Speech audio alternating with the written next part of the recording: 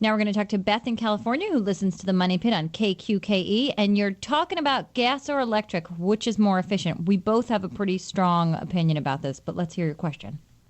Okay, so we are building a new house in California, and so we can pick whether we want electric or gas appliances. Mostly washers and dryers is what we're kind of focusing on right now.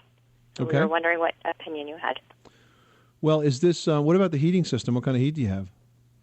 It's going to be forced steam heat. But it's going to be gas? I believe so. Yeah, probably. Well, I mean, if you have gas appliances, if you have a gas heating system, I would use a gas dryer. Okay. I wouldn't use electric dryer. It's going to be more expensive to use.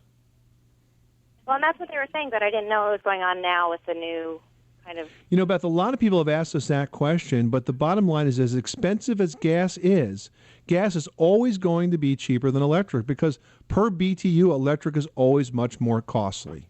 All right. Well, thank you for your time. I appreciate it. You're welcome. Thanks so much for calling us at 1-888-MONEY-PIT.